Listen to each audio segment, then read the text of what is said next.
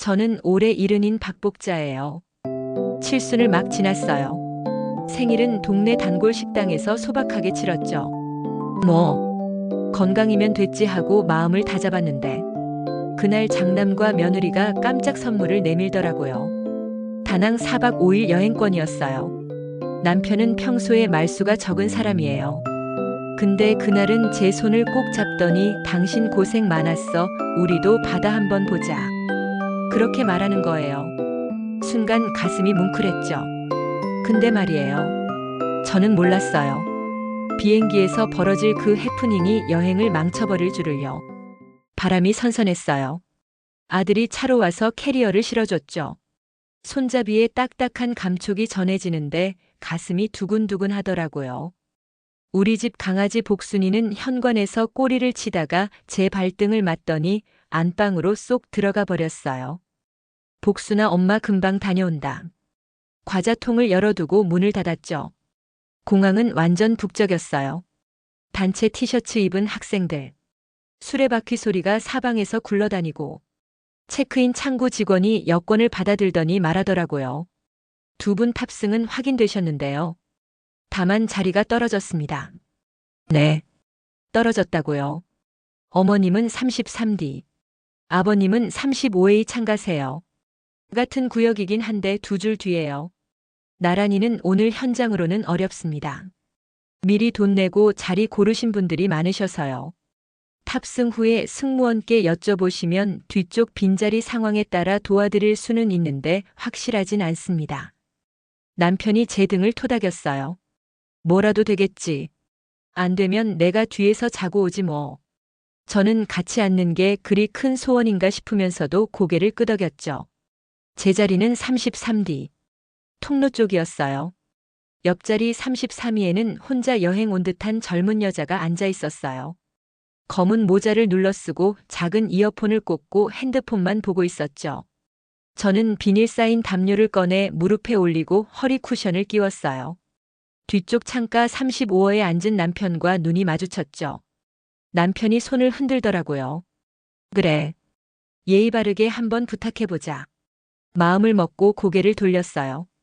아가씨, 혹시 자리 좀 바꿔줄 수 있을까요? 남편이 두 줄 뒤 창가에 있거든요. 저희 남편이랑 자리를 바꿔주면 안 될까요? 그런데 그 젊은 여자가 아주 또박또박 말하더라고요. 안 돼요. 이 자리는 사전에 돈 내고 선택했어요. 아쉽긴 했지만 그럴 수도 있겠다 싶었어요. 그래도 한 번만 더 이유를 붙여서 조심스럽게 말했죠. 칠순 기념여행이에요. 남편 허리가 안 좋아서 옆에서 깔개 깔아주고 물도 챙겨야 하거든요. 도와주실 수 있을까요? 그런데 젊은 여자의 표정이 더 굳어지더라고요. 죄송하지만 제가 돈을 추가로 지불해서 정말 안 돼요. 저는 제 자리를 지킬 거예요. 좌석 변경은 객실 승무원 통해서만 처리해 주세요. 말은 공손했어요. 근데 칼날처럼 차갑더라고요. 저는 마지막으로 이름 부르듯 말했어요. 아가씨. 그랬더니 그 여자가 짧게 숨을 고르더니 끊어서 말하는 거예요. 할머니, 안 된다니까요. 그만하세요.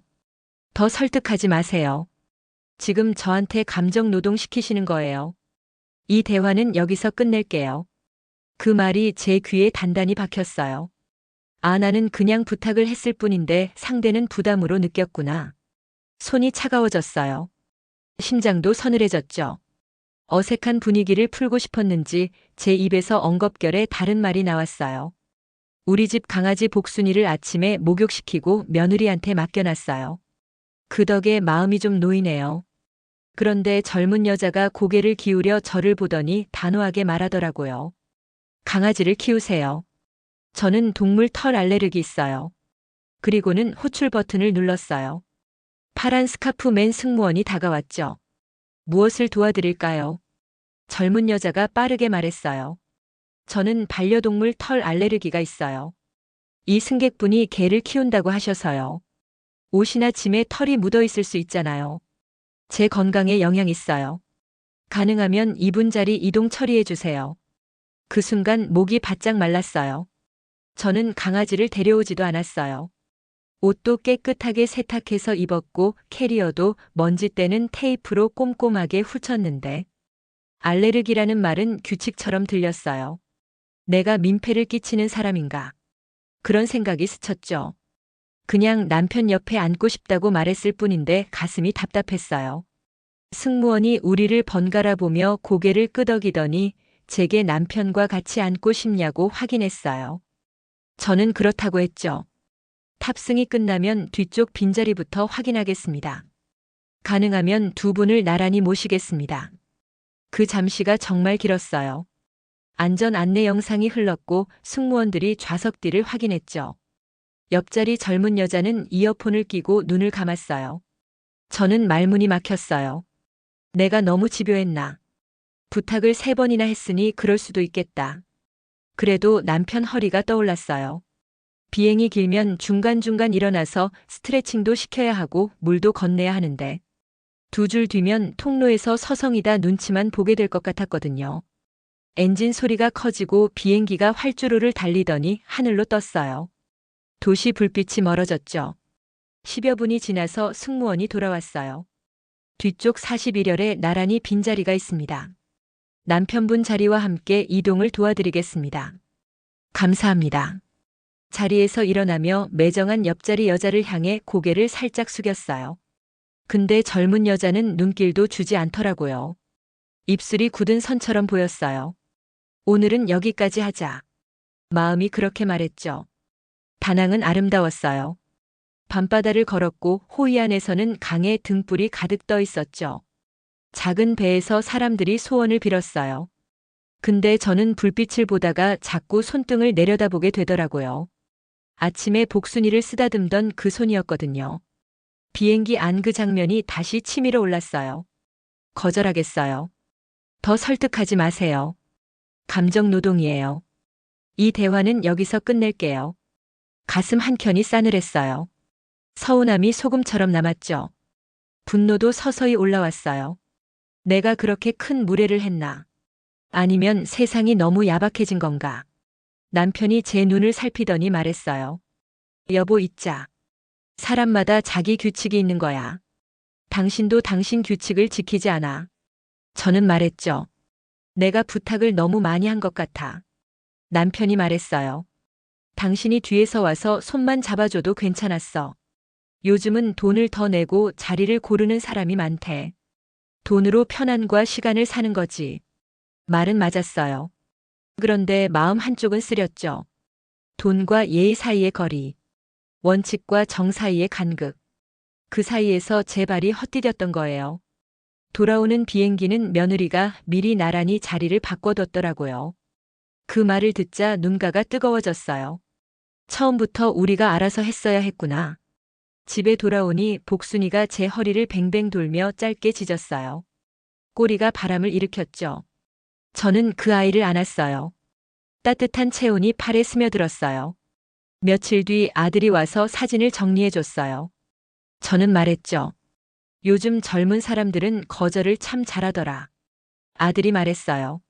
엄마 요즘 애들은 자기 선을 지키라고 배워서 그래요. 대신 부탁하는 쪽도 한 번만 묻고 거절이면 바로 존중하는 게 예의래요. 엄마도 잘하셨어요. 승무원한테 상황 말하고 도움 받으셨잖아요. 그게 깔끔한 거예요. 그날 밤 복순이 옆에 누워서 낮은 목소리로 말했어요. 사람 사는 일은 참 어렵다 복순아. 부탁과 거절 사이에 예의도 있고 사정도 있고 필요도 있더라. 70이 넘어도 여전히 배우는 중이야. 복순이가 제 손가락을 살짝 핥았어요. 그 따뜻함이 기내에 서늘했던 기억을 조금 녹였죠. 가끔 그 젊은 여자의 얼굴이 떠올라요. 무표정 같았지만 어쩌면 자기 자신을 지키는 표정이었을 거예요. 나도 내 삶을 지키고 그 사람도 그 사람의 삶을 지켰던 거죠. 비행기라는 좁은 곳에서 잠깐 부딪혔을 뿐이에요. 다음 여행이라면요, 저는 처음부터 나란히 자리를 고르겠어요. 돈을 조금 더 내고 마음의 비용은 덜 쓰는 거죠. 누가 정중히 거절하면 저는 웃으며 좋은 여행 되세요라고 말하겠어요. 그 한마디가 내 쪽에서 먼저 켜는 작은 등불일 테니까요. 지금도 저는 잠들기 전에 다낭에서 사온 작은 등불 장식에 불을 켜요. 방 안에 둥근 빛이 번지죠. 복순이는 그 앞에서 몸을 말고 자요. 저는 그 빛을 보며 그날의 비행기를 떠올려요. 부탁과 거절, 원칙과 정, 돈과 예의. 그 사이를 건너는 법을 이제야 조금 배웠어요. 늦게 배운 만큼 오래 기억하려 해요. 다음 여행에서는 내가 사랑하는 사람과 나란히 앉기 위해 필요한 준비를 먼저 하려고요.